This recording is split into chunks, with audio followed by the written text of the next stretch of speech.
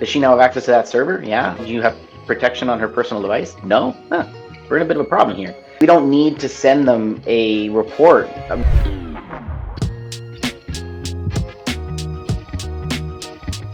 Welcome to Sell Me This podcast, where we explore sales, strategy, and business growth. Today, we are diving into managed service providers, otherwise known as MSPs, with Dustin and Cassar from Site Technologies, experts in IT solutions that help businesses scale efficiently. We'll break down what makes a great MSP, how to choose the right partner, and why MSPs are more than just IT support. They're key to long-term success. If you want to future-proof your business and optimize your IT strategy, stay tuned. This episode is packed with insights. Let's get into it. Dustin, welcome to the show. It's a pleasure to have you. I'm going to dive right into things today and would love for you to share a little bit about yourself, a little bit about who you are, and a little bit about Site Technology.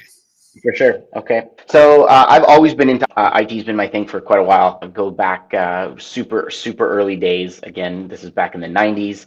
But from an MSP perspective, we purchased a company. A friend of mine from high school purchased a small break fix shop, and it's called QuickTech, and started that company at around 21 years old, 22 years old. And we grew that to 14 staff. We hovered around 10 and 14 for quite a few years.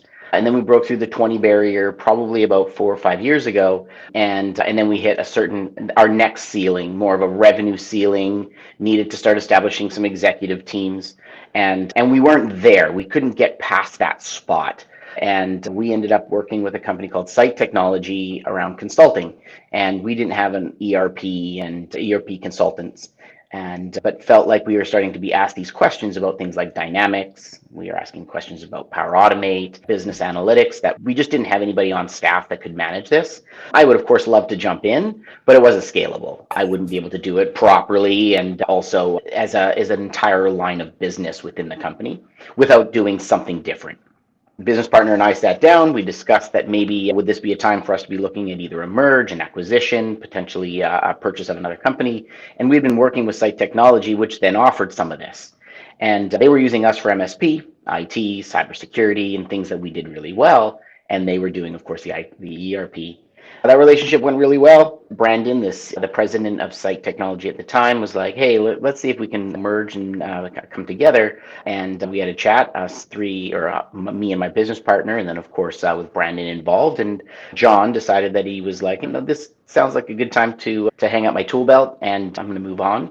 So he sold his portion of tech to Site Technology, and then we did the merge, and then had 17 lawyers and accountants and everything else that goes with that. And started executing that process back in around, it was around April of 24 is when that started. The decision was made then June 30th. Between January and June is when we went. January to April was when there was a decision made.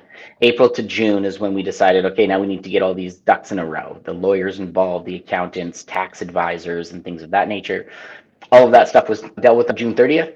John walked away, super happy, never having stress of an MSP anymore. And then I now have added stress of now trying to merge the two. But that all happened in June, and now Site Technology is the new name. QuickTech is coming up in all the wrong places at all the wrong times that I need to manage. But it's definitely fun to unwind 20 plus years of API keys and logins that are tied to the @QuickTech domain. But definitely take some time. I know we had a chance to talk about this briefly before the show, but I have those memories. In 3 years down the line, you're going to find that one QuickTech address somewhere. It'll be the gift that keeps on giving. For sure. So you started an MSP at 21. So you're a young Dustin. You've started this MSP. What is that experience like? Because I feel like the world would have been a little bit different then, but also such an exciting journey to grow it to where it is. What was it like to start an MSP at 7 years old? Oh man, and what's so cool is that it's so fresh in my mind because because of this merge, we had to go back on some old emails from the original partners to get shares and that sort of thing. So I was going back to like emails that we had back and forth. Like when I was 21, so that was in 2001, the world was very different, but bronze, silver, gold was a thing. And Gary Pica talks about it still to this day. And the idea was we had that across everything. Our computers, we had a bronze, silver, gold, or what we now call good, better, best. And then we had a managed services agreement. And we felt like we were a bit ahead of the curve because nobody was really doing that in the break and fix world. We were doing virus removals. And John and I were both, this isn't sustainable. We can't have this feast or famine.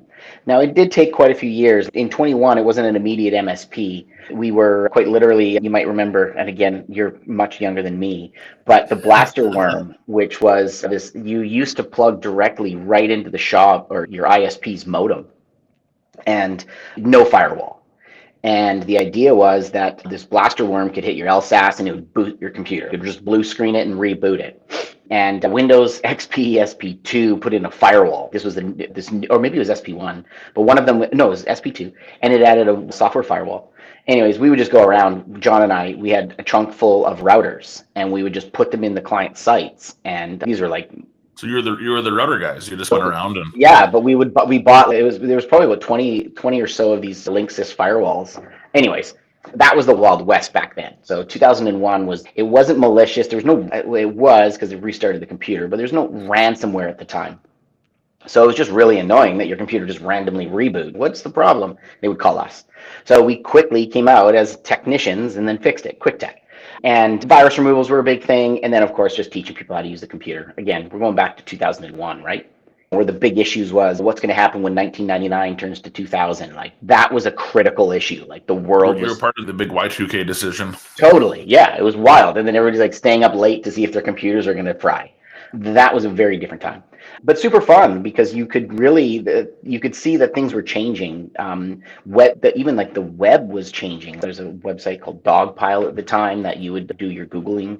Google was there, but it was old school. GeoCities was the name of what would be like a free web host. MySpace was big. This is the era that was pretty Wild West. You were truly anonymous because at least that we thought we were, but it felt anonymous. It was back in like open internet, right? Where it was a little bit less controlled. I remember I was having a conversation with someone the other day around Ask Jeeves. I don't know if you remember Ask Jeeves. Yes, I do. Yes, he was like a butler. Yeah, I feel like this episode's going to have a small age gate on it with some of the references here. But yeah, like it was such a different time back then. It was. And fast forward to today, and I can't even believe we're in 2025 now. It sounds made up when I say it still, but how has the world changed in terms of MSPs, in terms of managed service providers, even in terms of some of the role that you play at some of those customers since the router drop-offs in 2001? Sure. It significantly changed. Our value was always there as a trusted advisor, which we didn't really coin that term until a little bit later in this MSP world. But it shifted from the physical server, and we'd be worried about doing those reboots because you don't know if that server is going to come back online because Windows 2000 wasn't very stable, or 2008, etc. And it started to shift where the stressors now were no longer on whether or not the hardware was going to come back online and you were going to have a server outage. It was, and even then, internet service providers were unstable. So if the machine was up, the internet was down, somebody would be like, that's fine, we can just work local. But then once everything started to move to this cloud and people started to really understand why, and we had to teach that it wasn't about just now shifting your costs into the cloud. It was to teach that all of those times that you've been offline because of your in-house server was because you're investing $15,000 a year on servers in hardware. And they only last 3 to 5 years, and you run out of storage so quickly. And what if we were to use these tools like the Googles and the Microsofts or the Amazons to store everything? And they're like, yeah, put it up there. So then we just started throwing it in there, right? And that was probably 2015-ish. Everything just went into the cloud, and there wasn't really a thought around security. Like, how are we going to secure it? Sure, we, of course, protected it with the username and password, but multi-factor was also still relatively new to people, and people didn't like it. We positioned ourselves to be, this is at the Quick Tech days, we positioned ourselves to be the security first IT services provider. So we're like, hey, you put this stuff in the cloud, we need to make sure that we're protecting it. Don't worry about the people internally in the company. You've just exposed all of your files globally. How are we going to protect that?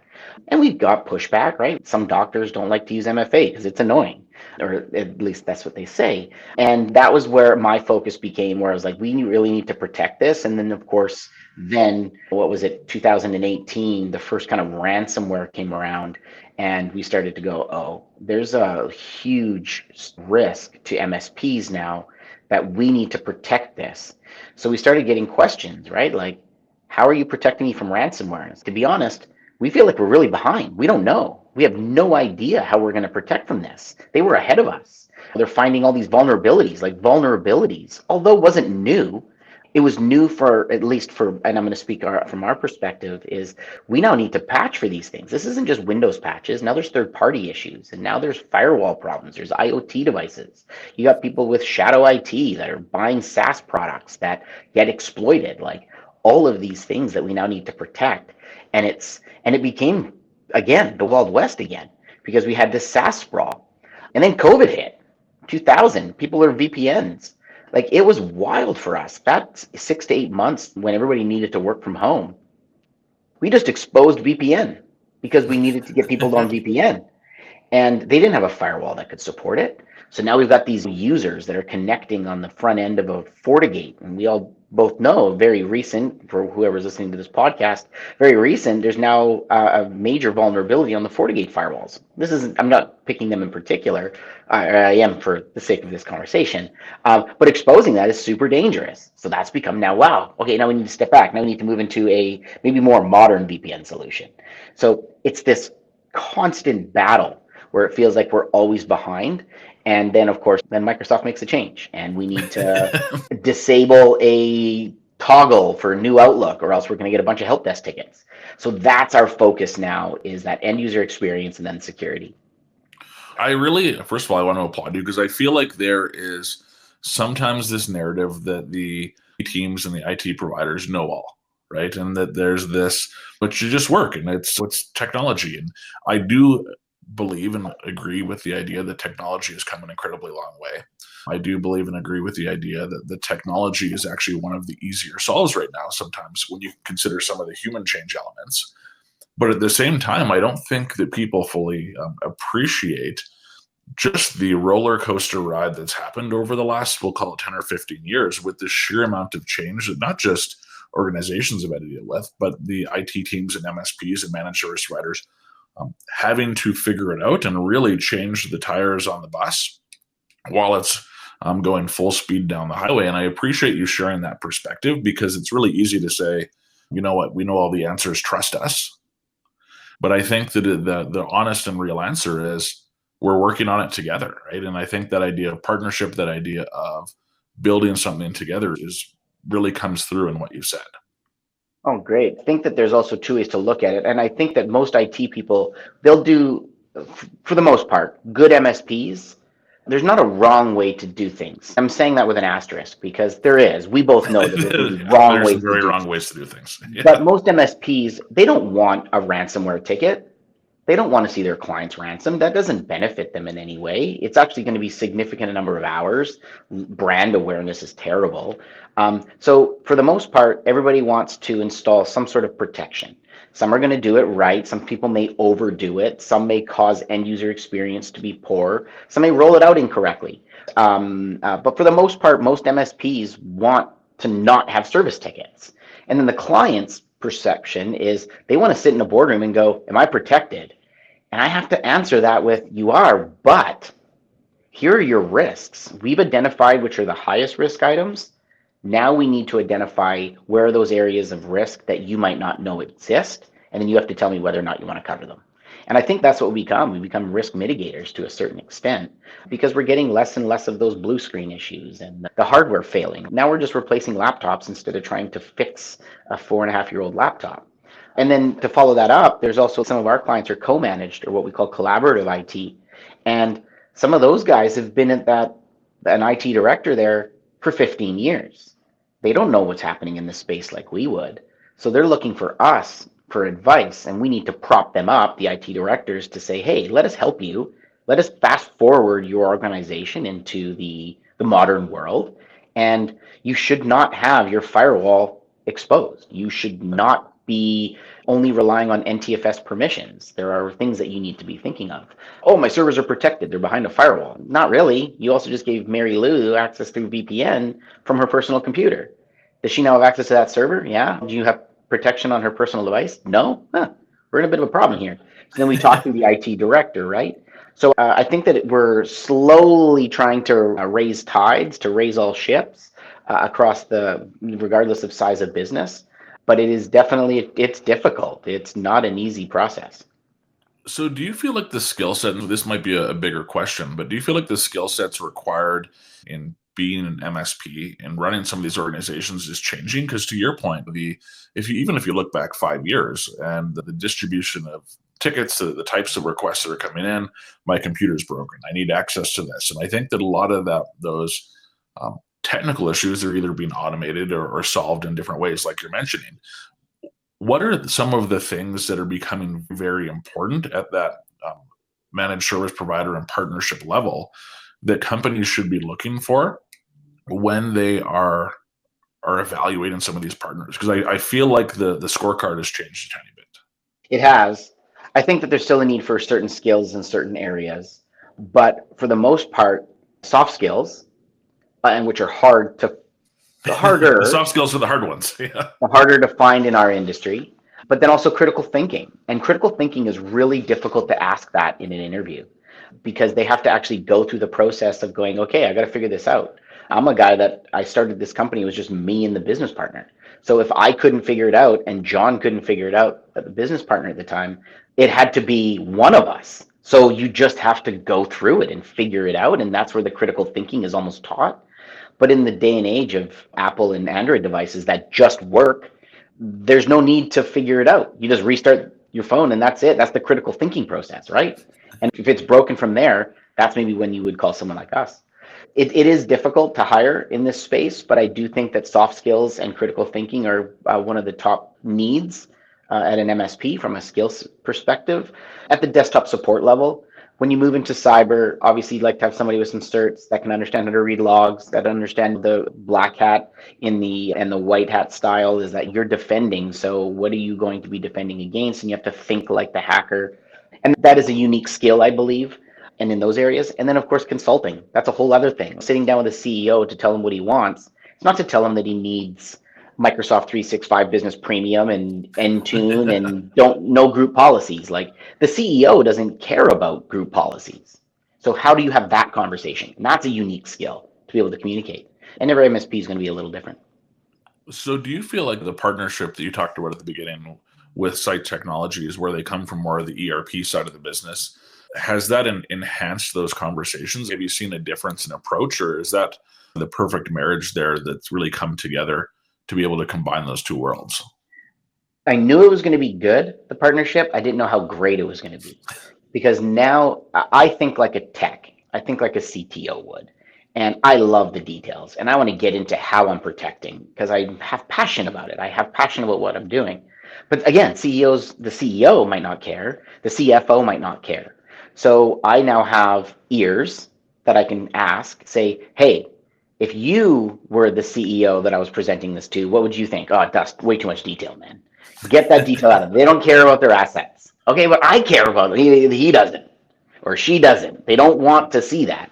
So that's been really helpful. So we definitely have those ideas where I do, in terms of some of our proposals, I'll have mock meetings with them to say, what is this? Is this delivery good? Is this 90 minutes that I'm asking the CEO or the CFO? Is this going to be valuable time? No? Okay, got to streamline that slide deck a little bit or give them more notes. So that's been really helpful. But then also I would never be able to do an ERP implementation. I don't understand GL, like general ledger. Like I wouldn't know that. I understand the basics, but not for a major organization that's 100 million in revenue. I'm not going to be able to figure that out.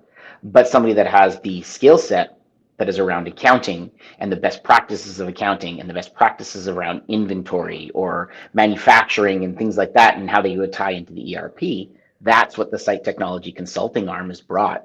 And that helps in the business decisions around strategy. Okay, let's talk strategy beyond how often we're going to replace your workstation. That's a great question, but that's not the question. You want to be asking, how is your organization going to use and leverage AI? How is it going to have the HR policies? How are you going to prevent SaaS sprawl where it comes into the cyber side? Sure, workstations are important, but that's not a conversation that the C-levels want to have. They get it. Yeah, replace them. That's fine. Do that. But what about everything else that we want to work through? And if they're not going to leverage or lean on us, they're going to find someone else. So why not be the one that's that trusted advisor, right? Yeah, and I think that one of the things that people often miss is that, and I love that you said this, is that there's this whole body of work that needs to happen around your life cycle management, around some of the security posture. And sometimes people just want the answer. They want to know that it's like someone has to look at it, right? There's not a scenario where no one looks at it, but is it the conversation that needs to take place at the board level around what our next laptop refresh is? That's right. And I think that a lot of organizations miss that element. And I think that they have this bad perception because some of their conversations they're having are just in the wrong spots. And so did you find yourself having to evolve to that understanding, or kind of when did you have this aha moment around where these conversations belong? I don't know if I've had the aha moment, but I always ask for constructive feedback after any time I do a meeting when I get to talk to the execs or even team managers, or in some instances, it's general managers of a clinic, let's say. And I always ask for constructive feedback so that I know your audience before you deliver. But for the most part, things shift over time as well. Your conversation shifts. Back in 2015, before pre-ransomware, we'll call it, or pre-crazy vulnerabilities and things that you were really affecting your organizations, you were having that asset report. You were using the warranty masters of the world, and you were going, look, your servers are not up to date, and your workstations are really old.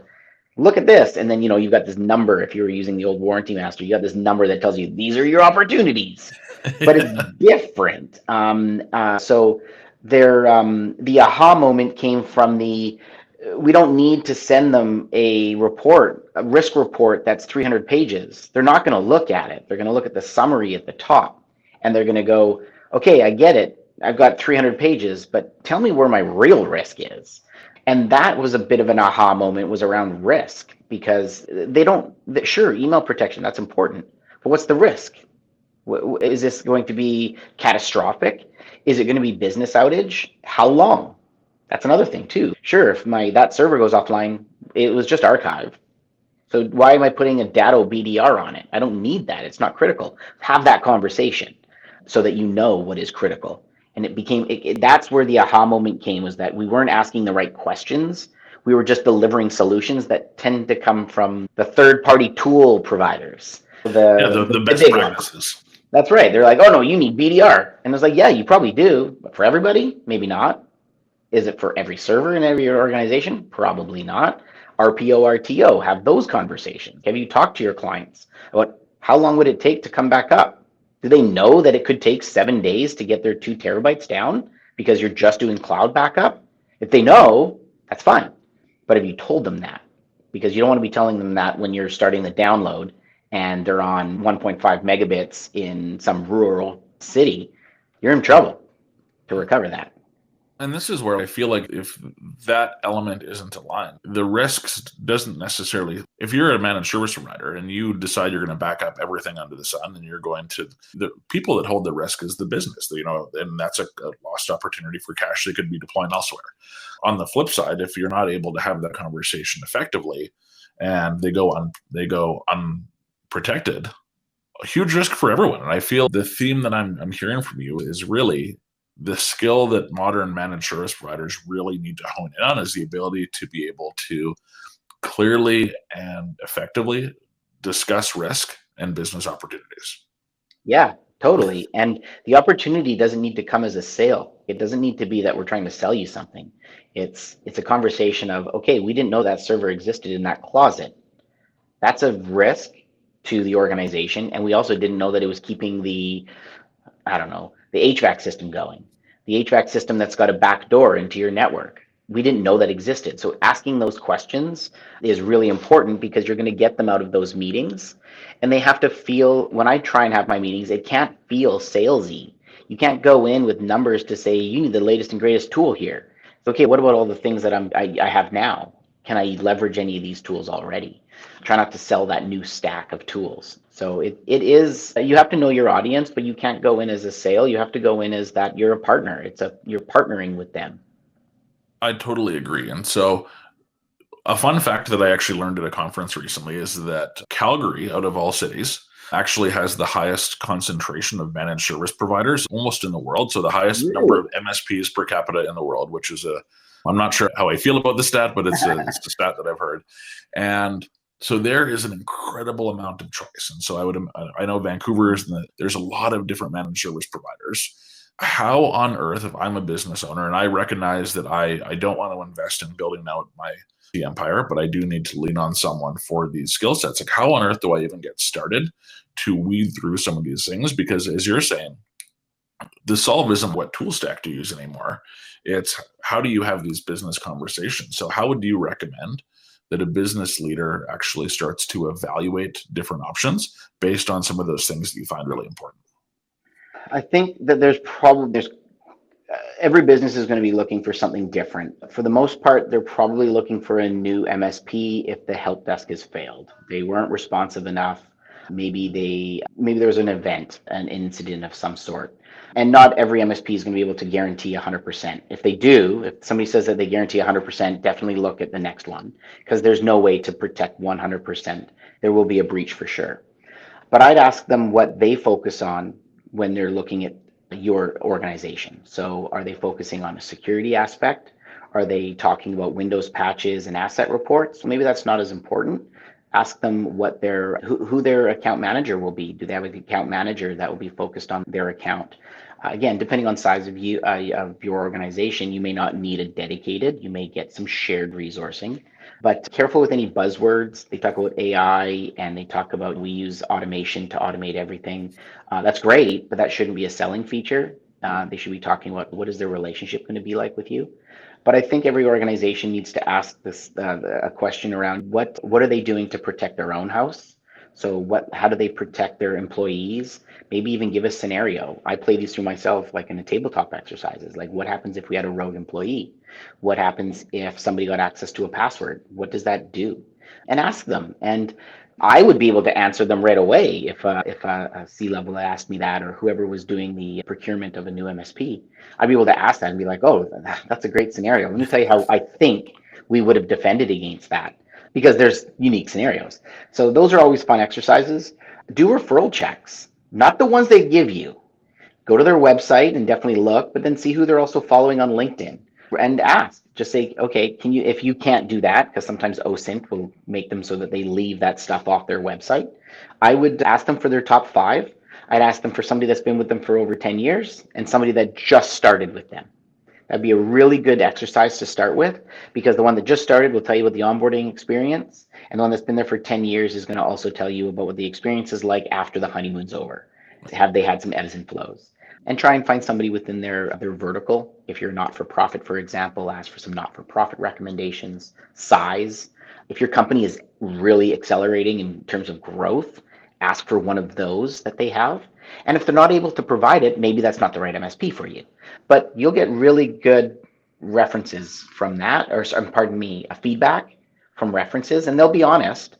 And then obviously thank them for their time and whatever that may come from, what may come from that. But be careful with just the cost conversation because you can't always compare. Sometimes there's a bait and switch there. Yeah, we do it for 49 bucks a user per month. Okay, great. But what does that include? If you're going to tell me that, what am I paying for that outside of that? What are exclusions to this? I'd ask to see their agreement. Tell me what I have to sign. Not only how long it is going to be for, but what about cancellation policy? How much insurance do you have? What risk do you have in your liability, limitation of liability that I have to assume? Those types of questions. That's where I would start. And again, feedback from references is usually the number one there. So one thing that's been happening a lot in the MSP and managed service industry is this consolidation, which I know that you're part of that story right now, but also this standardization. And so I feel like the standardization is a little bit of a double-edged sword. What advice? A lot of these MSPs are starting to adopt the same tool stacks. They probably have one of 4 different ticketing platforms. They probably have one of 4 different automation platforms. They're starting to look very similar from a technical and software tools standpoint. How on earth could an MSP set themselves apart?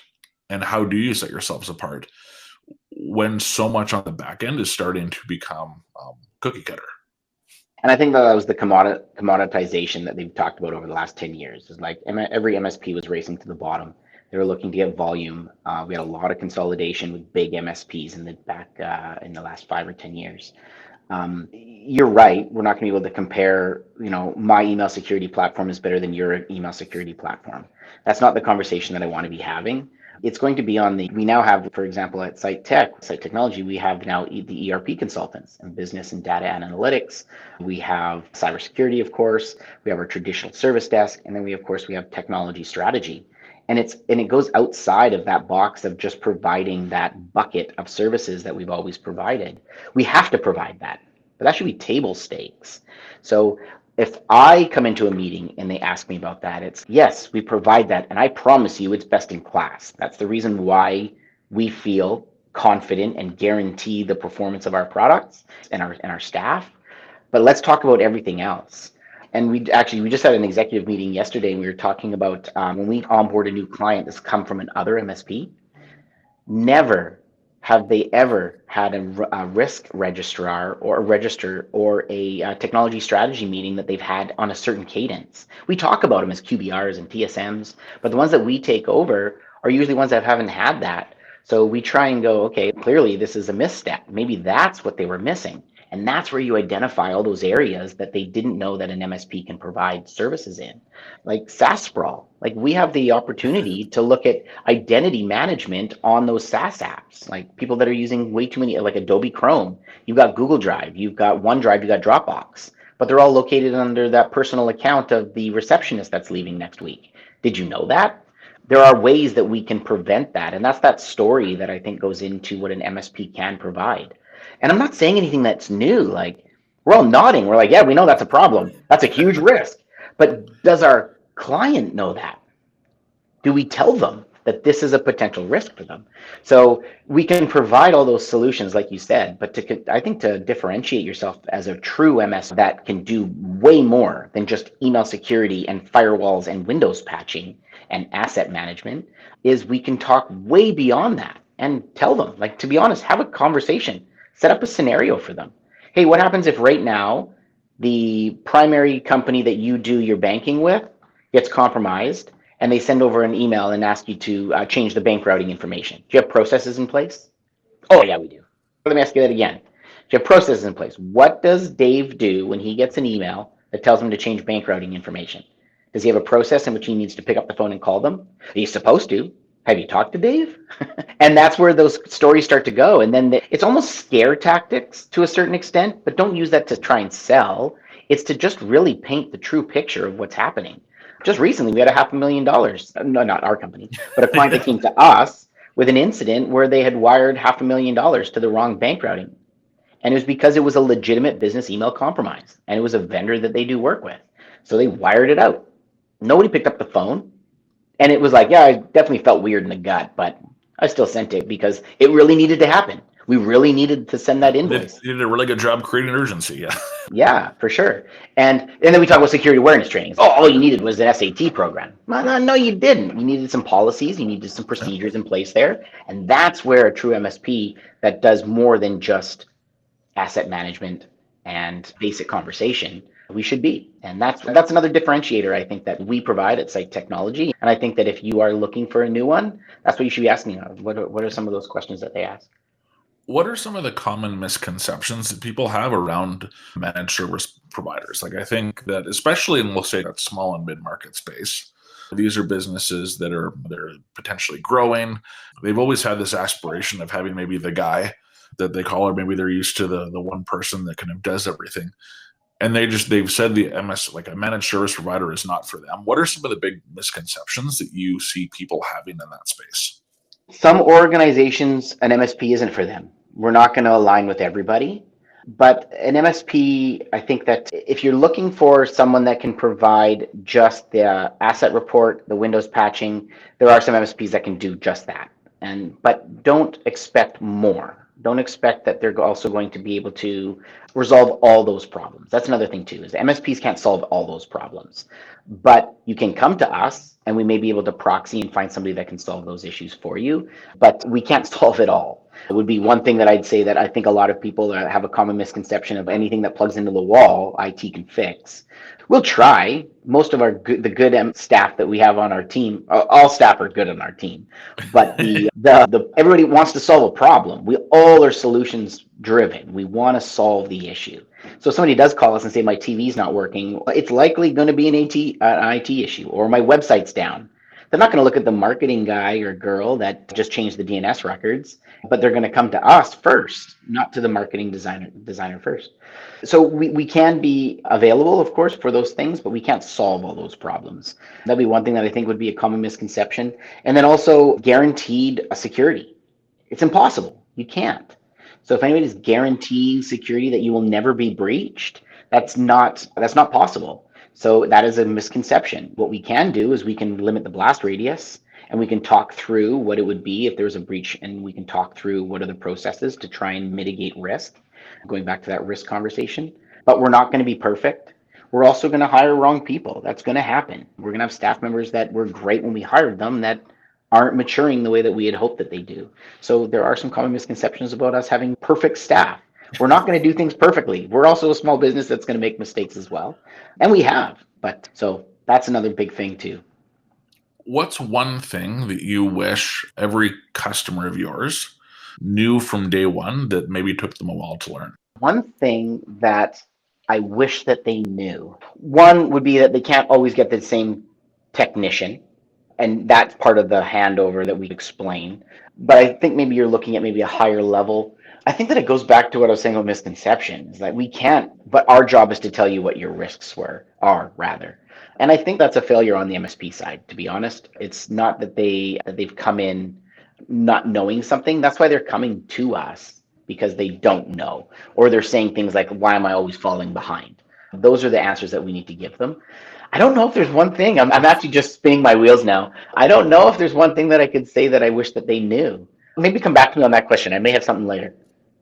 Okay, cool. I'll let it marinate a tiny bit there. Sure. What about on the customer side of things? So I feel you've had the opportunity as you've grown your business to work with a wide host of different customers. What are some of the things from a customer end that really make a good relationship for you and make some of the more successful partnerships that you've been able to deliver? I think trust is a huge part of it, is that trusting that what we are coming in to do is for the greater good of the organization. And again, it's not coming from a sales perspective. And that takes a little bit and there's a relationship building there. Going back to losing staff members internally, it's difficult when you lose, let's say, a technical account manager for one of your clients. They're going to think, oh, I just lost that relationship. I think that's part of your relationship is with my organization. Sure, there's people involved in that, and there's relationships with the person themselves, but know that we have tools and systems in place so that we can make sure that transfer to the new one is going to obviously hit the ground running, and it doesn't have to start back at zero. But that is, I think, one of the big things, that we are very relationship driven so that we can have that focus. So that'd be one thing that think would be in that area. That makes sense. When you look at the future of the managed services industry, what are some of the changes that you see coming? Obviously, there is a ton of stuff happening around AI, around security, around all those kind of, we'll call them buzzwords, but things that are also are real in terms of the technology landscape changing incredibly quickly. How are you seeing that affect the MSP industry, and what are some of the things that you're preparing for as a business as the world continues to change? I think there's going to be, unfortunately, some loss of some of this. It's not always about size. The I'm trying to be careful with the words, but the MSPs that are looking to just come in at cost, because they're not going to be able to service well. And we're going to end up where we're going to see ransomware of companies because they didn't know that they were exposed, which is going to sink these companies. And they're going to try now, they're going to get cyber to help them out. They're going to recover, and then they're going to be looking for an MSP, or they'll have a terrible taste in their mouth about an MSP because they were the one that caused them to lose their business or millions of dollars. So I think that the space is going to ultimately start to swallow those up. And I'm hoping that comes from either government influence or compliance of some sort, which is going to say you can't run that way. You are putting back doors into absolutely every device in their network. You can't be doing that. because we have a global threat that is coming from everywhere, regardless of where it's coming, like different countries, people, etc., from your neighbors. There's threats coming from everywhere. So I think we're going to see less of those kind of, the term that we use internally, the trunk slammers is what we call them, right? It's like that MSP, I'm hoping, doesn't make it through this next 5 years, because it does make us all look bad. And we need to be very careful. We need to secure our own house. We do it every day. There's something new all the time that I'm also implementing internally. And our tabletop exercises expose areas of weakness that I was like, nope, we need to protect that. Let's talk about it. Change management. How are we going to do this? How are we going to train through it? How are we going to make sure our clients understand that there's been a change? And that's expensive. And I don't think a lot of MSPs are going to be able to do that at a smaller scale without increasing cost. So they'll have to obviously increase pricing. So what I'm saying is, I hope some of these MSPs that are looking to just come in and try and make a quick buck, it's going to be a problem, because you're going to affect the organization that you've installed backdoors into. So that's what I'm hoping for. And I know that may sound doom and gloom, but I'm also seeing the other side, which is the other light, the end of the tunnel, is that maybe we will have government influence to force us to be better. It's a super interesting discussion, because if you look at a whole bunch of other areas of the business, they have either kind of regulation or oversight, compliance, and rules they have to play by. And like, for some reason, IT as a whole has largely skirted that. And there's been various attempts to put in place rules to play by. But for all intents and purposes, I could end this call today, put out a nice website and announce that I'm an MSP and just start servicing customers. And Right. that's crazy and bonkers and a huge amount of risk. And I fully appreciate what you're saying, which is the idea that there is a little bit of an entry point to actually being able to play in this space now. And to do it properly, there are investments that need to be made. There is a base level of security that needs to exist. And there's some base investments that, if those don't exist, and you mentioned it as table stakes earlier, if those don't exist, they run as fast as you can in the other direction. But I think that it will lead, from my perspective, and I'm curious on your take, to a little bit of that continued consolidation, because previously the barrier to entry, as you mentioned, to 21 years old, to becoming an MSP was quite low. But I think that world is changing, and there will be some consolidation in that space. I do too. However, the only thing I would not argue, I still think the barrier of entry is low. Anybody could do exactly what you just said. You could whip up a WordPress site in a minute and say that you're a managed services provider. And there's no regulation against that. Now, again, I'm careful with the regulation word. I think what's happening is insurance is asking the questions of who is your MSP, or do you have an outside consultant that does A, B, and C? I still think those questions are too broad. I don't think that they're asking the right questions when they ask for, do you enforce MFA? That's an impossible question to answer. On what? On their switches? Or on their login to their identity, right? Like, you can't answer. I think that insurance still is, I think it's helping because it's asking the questions. And I think what's going to happen is that they're going to have people that'll answer those questions with, yeah, I use MSP ABC Inc. And the insurance provider is going to put them into the registrar and go, hey, ABC Inc., how many times have we seen a breach at ABC Inc.? We've seen 30 of them? Okay, you do not get cyber insurance. You're with ABC Inc. I'm hoping that we get to that stage and that would be, again, a really perfect world. We may, however, also see this in the banking world, because the banking world also provides loans, and they may start asking those questions of, hey, who are you with as an MSP? Because we don't want to give money out to a company that could potentially sink. Follow the money, right? If the insurance and the banking is starting to ask these questions, that could help us also get rid of the fly-by-night, that was a better term to be using, fly-by-night MSPs that don't have the best interests in mind. I completely agree. Dustin, we've been talking for almost 45 minutes here. I feel like the time here flew by. If people want to pick up this conversation, if people want to connect with you, what's the best way for them to get in touch with you?